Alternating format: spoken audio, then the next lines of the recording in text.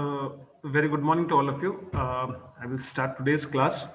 Very quickly, I will revise what we have done in the last few classes.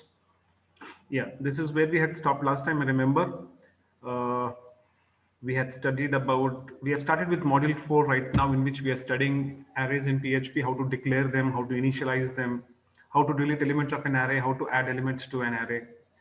And then we have seen some built-in array methods, how to sort an array, how to reverse an array. A lot of built-in functions are available, which we have seen in the last class. And then I remember we had stopped here. We had stopped at super global arrays. Now let us understand what is the meaning of a super global array. Um, these are built-in arrays which are used for some special purpose, uh, built in, which are predefined already. And these arrays contain data which can be accessed. I will give you some examples. Like if I want to know some details of the server, then there is an array available called as $_env, and then I have to pass it a parameter, and then that parameter's value will be given back to me. For example, if I want to know what is the name of the server, so $_env into flower brackets, I have to mention the parameter of, or I have to mention the key, and then I will get the value back. These are associative arrays, which means that the index of these arrays are not integers, they are text. So they are associative arrays, something like a dictionary, Okay, so we will understand this when we go further. So right now, remember that super global arrays are those arrays which are predefined. They are used for special purposes. They contain data. Okay, these arrays, $global, $_cookie, $_env, files, $_get, $_post. These are predefined built-in arrays in which you have data available which you can make use of. Okay, fine. Similarly, we have $_request, $_session, $_server, and all that. So these arrays provide you different types of data. Now let us understand this one by one. Try to understand this concept. First, we will start with $_get and $_post super global arrays. Okay, what is the meaning of $_get and post super global arrays? Now you know that in HTML we have forms, and forms. Why are forms used in HTML? To take input from the user, and we can send this information to the server, and the server will be able to extract this data. When you create a form on an HTML page, you know that you have to first have the form tag like this, followed by action. Action attribute of the form tag will take a value which is the name of the PHP file that should execute when the form is submitted. When the form is submitted, okay, we say that please execute this PHP file on the server. Okay, this we write a name of the PHP file in the action attribute. You know that the form tag takes two attributes. One is the action attribute and the other one is the method attribute. Action attribute, I told you now that it takes the name of the PHP file that should execute when the form is submitted. And the method attribute takes a value either get or post. You either write here get or post. And I told you that in both the cases, data goes from the client to the server only. Whatever you have typed in the form is submitted to the server. After it is submitted to the server, then this file .php file will be able to access that data, which you have submitted in the form. Like if you have entered your name, that name goes there. If you have entered your password, the password goes there to the PHP file, and so on. So basically, please remember that, okay, the method here can either be get or post. If it is get, data goes from the client to the server only, and if it is post, in that case also data goes from the client to the server only. But the only difference between when you write get and post is that when you send data from the client to the server using get method, the data gets attached to the URL and then it goes to the server, okay, in the form of a query string. And if you use post method here, data goes to the server attached to the header fields. That's it. That is the only difference. And I have already given you a little brief introduction to that when we were studying about query string. When data is submitted from the client to the server using get method, it gets attached to the query string, it goes to the server. When it is attached to, when it is sent using the post method, it is attached to the header fields and it goes there. Okay. Now look at this example here. I have a form here. I have an attribute called as action in which we have process login.php, and then we have method is equals to get or post. Here I've written get, no problem. And then what I have input type is equals to text. What is the name of this text field? The name of this text field is uname. It's uname. And I have one more, input type is equals to text, name is equals to pass. So I have two names here, two text boxes here whose names are uname and pass. These names are important. And then I have a button here called as submit. So how will this form look like? It will look like this. Okay, so there is name here. Okay, you can see that there is name here, then there is a text box here whose name is uname, and then there is pass here, and then there is a field here in which you enter the password, and then there is one submit button here. Okay, now when I submit this form from the browser, this is how it will be. It will call the file process login.php because it is written here. It will call the next file that will get executed, or the next file that is requested from the browser is process login.php. And then the details of the form is sent to it through the query string. How it is attached is this uname, the name of the text box is first written after the question mark, followed by an equals to sign, followed by a value. Whatever value you have entered in the text box will get attached to that URL.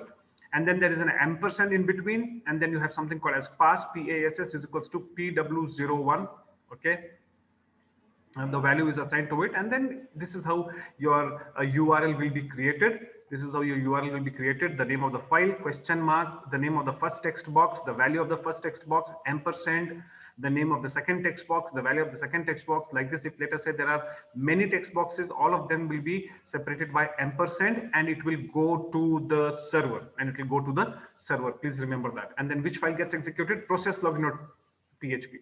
Now, what we are going to write in the process login.php file is, in this file, process login.php, we are going to write this PHP file.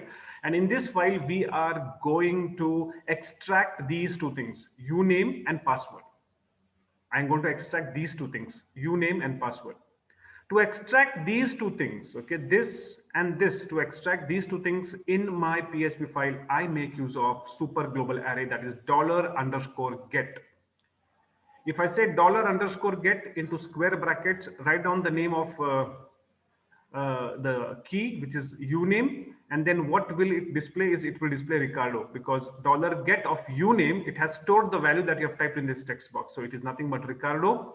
And if you say $_get of pass, what is pass? Pass is nothing but the name you have given to the text box. It will display you PW01, which you have entered in the password text field. So now you understood that we use the $_get array to access query string data. In the URL, whatever is from the question mark, whatever is there after the question mark is called as a query string. Whatever is after the question mark is called as a query string. And if you want to extract the content of that query string, you use $_get method. This is very important. $_get, and then you have to write exactly in the bracket uname, and then you will get what data is entered in the text box.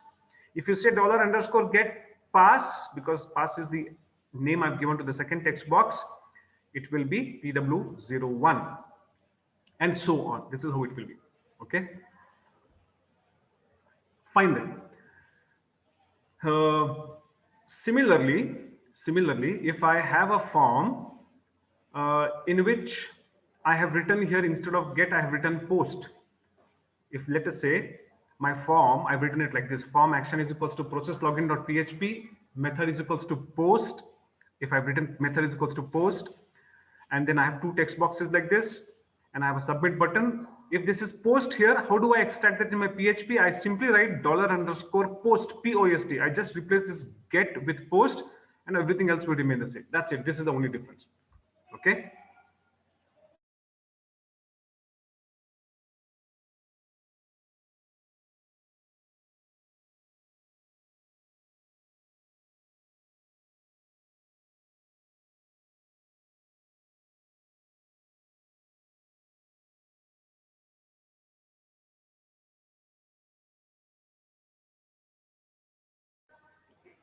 Okay, so what did we learn? We learned how to extract data which is submitted from a form in my PHP. In my PHP, I simply use $_get super global array. If the method I have used here is get, I use $_post square brackets uname will give me whatever I have entered if the method is post. Okay, so you have to remember what you have written in your HTML, and accordingly you will have to write your PHP. You have to use either $_get to retrieve the data, or you have to use $_post to retrieve the data. Now let us take an example and do this. Okay, let us take a very quick example and do this.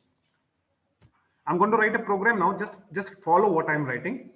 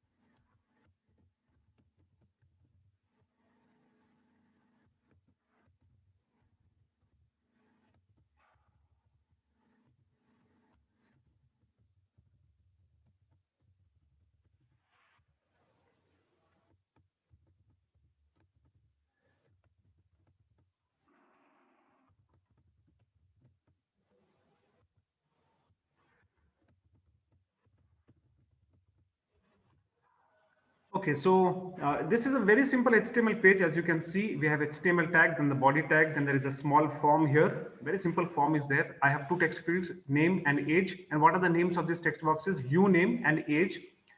And then I have a submit button here. And I have a slash form, close the form tag, close the body tag, and close the HTML tag. So I'm going to save this now. File, save. I will save it in the C drive. There is a folder called as WAMP.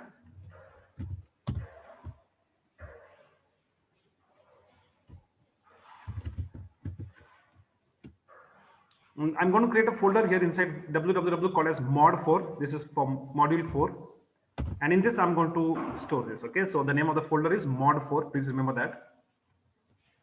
And I'm going to call this page as,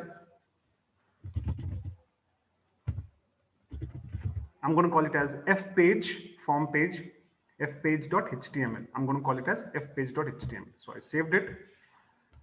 Okay, I saved it.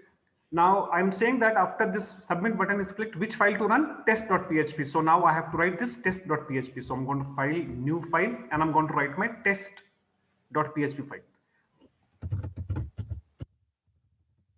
It's going to be a simple PHP file. I'm just going to demonstrate to you how to extract data which is submitted from HTML, how to extract it, and how to retrieve that data which is submitted from HTML into PHP. Okay, so first I directly write my PHP tags, and in between this I write the PHP code. So I'm going to declare two variables.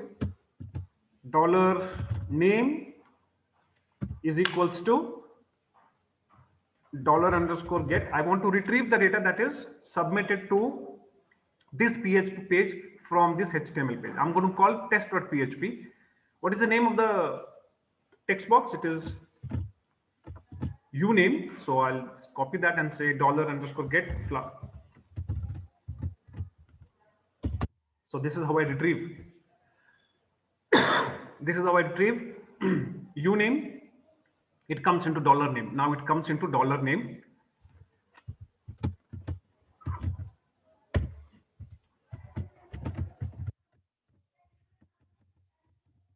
And then I declare a variable called as $age. And then I say $_get age. Why did I use age here? Because the name of my second text box is age. The name of my first text box is uname. You can see it here. So that's why I used it here. So now I'm able to retrieve this data into PHP. Now I can do anything with this. Now that the data is received with me in these two variables, $name and $age. Now it has come into these two variables. I can do anything with them. What I'm going to write is I'll just write a code to display this back.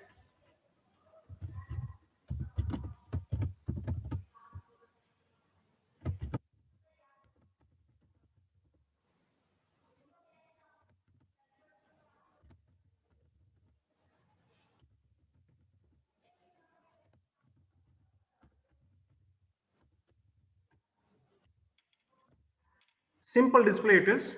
So whatever name you submit from the form and age you submit, it will display you. Your name is XYZ and you are 10 years old, something like that. It should display you. So file, save. Where shall I save it? I will save it in mod 4 only. I have to save it here only. So I'm going to save it as test.php because I have to save it with this name only because I have already mentioned here that it is test.php. So this file should be test.php. Okay, so I hope you understood this. So simple program. Now I will run my WAMP. I will run my WAMP server first to execute this program. So I start WAMP server. You can see that it is running here, and then yeah, it is on. Now if I type localhost slash mod 4 slash, what is the name of the HTML page? The HTML page was fpage.html, correct. Okay, you can see that it is asking for me, say Rajesh, and I've said 21. So if I submit this on the next page, that is nothing but test.php, you can see your name is Rajesh and you are 21 years old. Okay, so what did you learn here? We learned how to retrieve data which is submitted from an HTML form into PHP. Now in this PHP, what I am doing is I am displaying it back. That's it. I'm just retrieving the data which has come from the form using $_get, and I'm simply displaying it. But I can process this data. I can save it to the database. I can write a code here in PHP instead of writing this display. I can write a code in PHP to make connection to the database, open a database, create a table, and then inside the table I can enter these two data, name and age. I can save it. Or I can do any database activity, update, delete, or maybe write it to a text file. Because PHP is capable of connecting to database, and then once it is connected to the database, then I can do anything with that data and keep it in the database and do whatever I want. Right now, what I'm doing, I'm simply displaying it. So the idea is to explain to you people exactly how to retrieve the data that is submitted from a form into PHP. How to retrieve it. What do we use to do that? We use $_get super global array. Why? Because the method here is get. If I change this to post, post, if my method is equals to post, if I say file save, okay, I will not change this right now. I will do one thing. I'll just go back here and refresh this.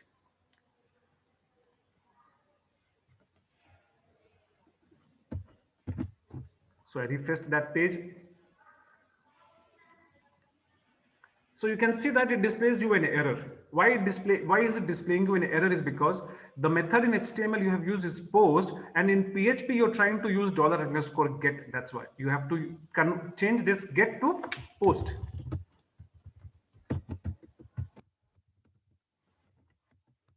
Okay, you have to convert that get to post. That's it. So file, save it, and then if I come in, if I refresh this, now I think you'll be able to see the output. So your name is Rajesh and you are 21 years old. Okay, so here in your HTML, if this method is post, here in your PHP, it should be $_post. If in HTML it is get here, it should be $_get.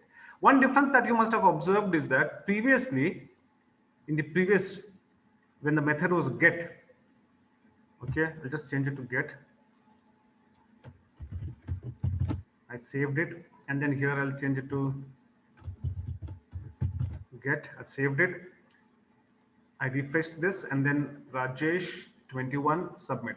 So when it executed this test.php, you can see this in the URL. You can see that there is a question mark. There is uname Rajesh & age 21. You in your URL you will be able to see this data. You'll be able to see this data, and that's why your PHP is able to access this data because it is getting attached to the URL, to the query string.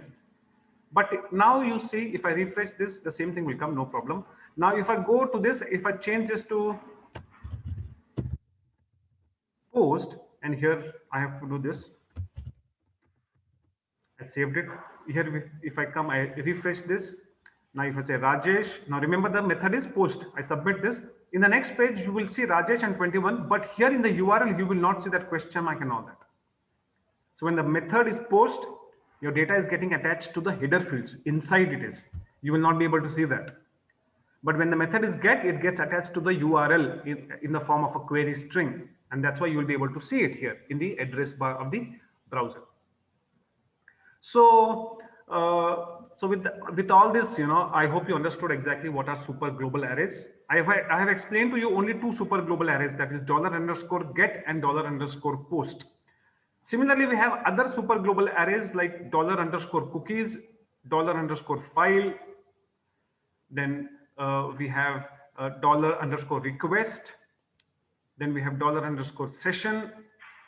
We have $_server. Different types of super global arrays are there. Okay. Why do we use them? Is we use them for different purposes. So with this get and post, let us go further and see what we have.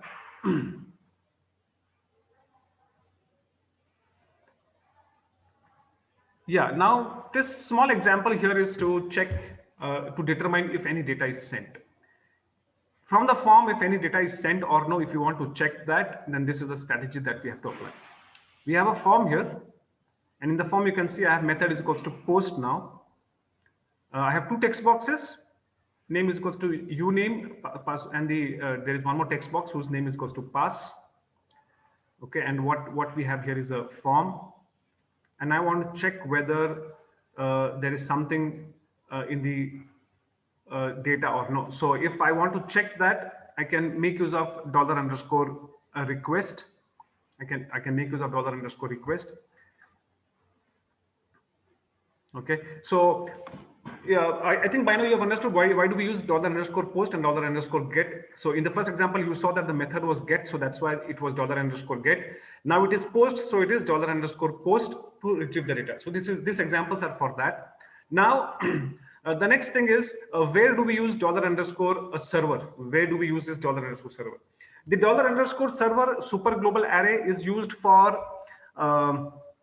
knowing information about the server. This is a built-in array. It has got some built-in keys using which you will be able to display server information. For example, if I write $_server and request method, it will display you what is the request method. So if I copy this, Control C, go to my PHP here, go to my PHP.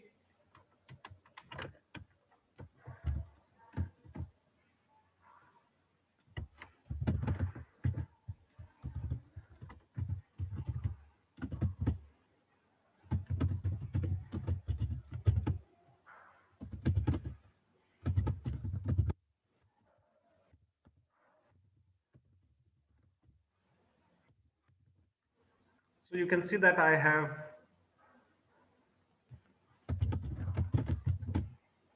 this thing here. Now let us see what it displays me. So I come back, I refresh this. So you can see that your name is Rajesh and you are 21 years old. Server info post. Why this post is getting displayed here is because I have said $_server request method. What was the request method? The request method was post, so that's why it displayed you a $_request, $_server request method. So there is a key called as request method, which you have to apply it on the $_server array, and it will give you what method is used to send the data from the client to the server. Okay. So with that, I think we will stop here now because there is a meeting that I have to attend, and I will continue again in the next class. But I hope that you have understood $_get method and $_post method. They are super global arrays to access data that is submitted from the HTML form into PHP. Okay, so we will stop here. Have a nice day, all of you.